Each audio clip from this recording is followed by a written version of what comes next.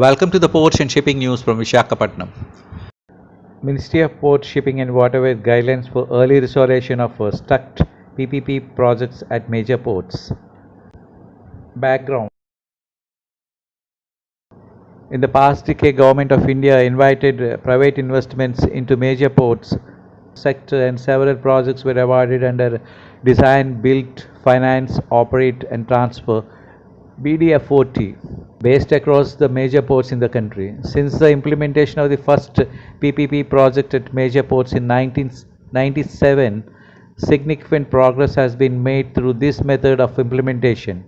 Notable benefits including private investment, capacity addition and operational efficiency has contributed to growth of the sector. Currently, 34 projects of over rupees 27,000 crores are operational and 25 projects of over rupees 14,000 crores are under implementation. The operational projects have added capacity of around 350 million metric tons per annum at major ports.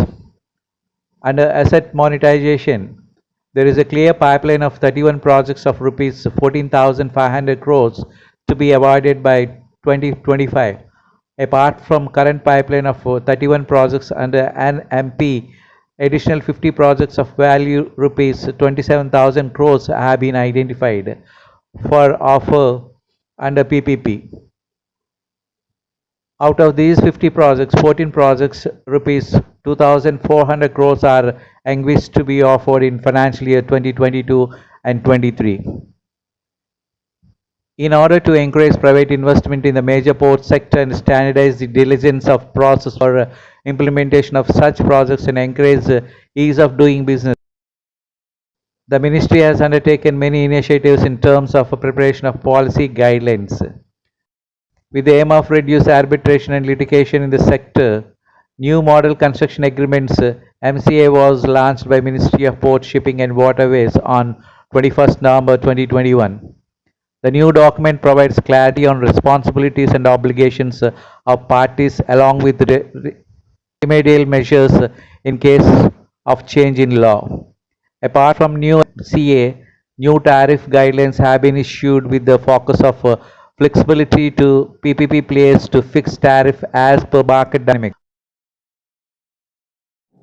Provide level playing field for competition between private terminals at major ports and private ports.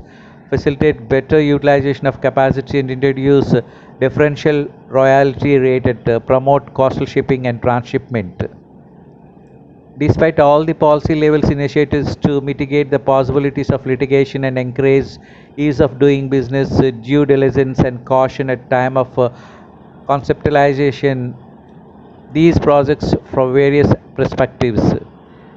The survival of some of the projects at risk due to various reasons like aggressive bidding and optimistic projections with regards to volume and change, unforeseen dynamic changes in the business and absence of flexibility to overcome such dynamic changes in construction agreements that were either not foreseen or beyond the control of collaborating partners and the authority. The guidelines.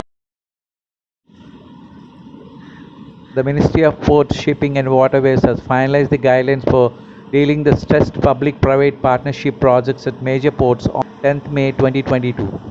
These guidelines have been framed for projects which become stressed during the construction stage, for example, pre-code stage, where the work has stopped due to the inability of concessionaires to continue with the execution of the project because of the reasons intra-alliance aggressive bidding and the optimistic projections with regards to volume of charges, unforeseen dynamic changes in their businesses.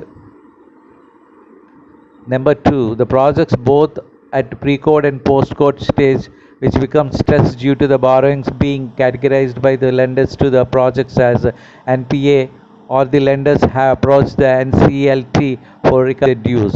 For example, the PPP projects undertaken by the major ports where the work has stopped due to the inability of concessionary to continue with the execution of the projects on account of borrowing of the concessionaries have been categorized by lending as NPA or proceedings initiated against it before the NCLT under the Insolvency and Bankruptcy Code 2016 or under the Section 241(2) of the Companies Act 2013.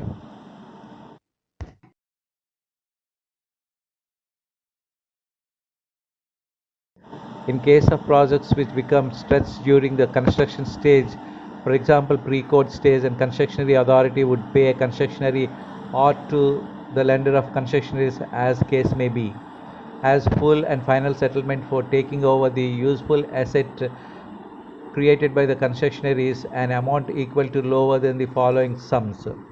The value of the work done by the concessionaire is in accordance with the concession agreement and found useful by the major ports, for example, concessionaire authorities, or 90% of the debit due as deferred in the concession agreements, or any other amount as may be mutually agreed in writing between the concessionaire authority and the concessionaires as per the relevant provisions of the Model Concession Agreement MCA 2021.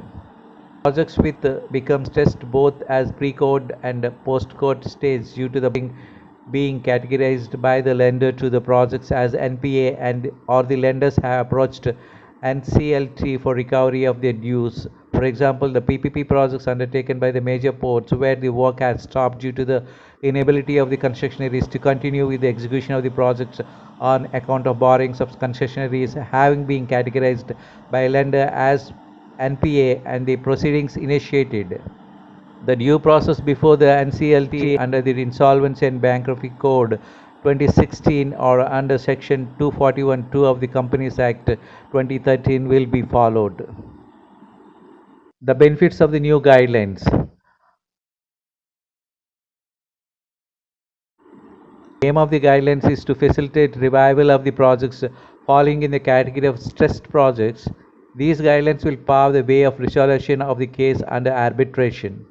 The port asset is likely to be put to use through a rebidding. This will definitely result in the unlocking and blocked cargo handling capacity of approximately 27 million metric tons per annum, thereby creating better trade opportunities for the prospective investors, and Port Authority will start generating revenue. It will respond confidence to the investors and missionaries and also generate employment opportunities.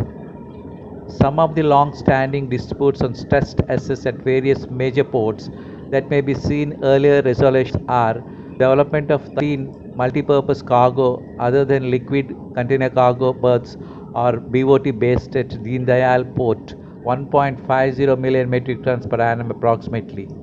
Second, development of 15 multi-purpose cargo berths at Kandla at Deen Dayal Port, 1.50 million metric tons per annum approximately. Third, offshore container terminal OCT at Mumbai Port, 9.60 million metric tons per annum approximately. Fourth, the construction of NCB2 at Vivo Chidambarnath Port, 7 million metric tons per annum approximately. Fifth, berth AQ1A at Vishakhapatnam Port, 7.36 million metric tons per annum approximately. On this occasion, C. Sarbanand Sonwal, Union Minister of Port, Shipping and Waterways, stated that these guidelines will facilitate for early resolution of various issues and revival of stressed projects, along with the unlocking and immense potential for these projects, resulting in creation for more trade and opportunities.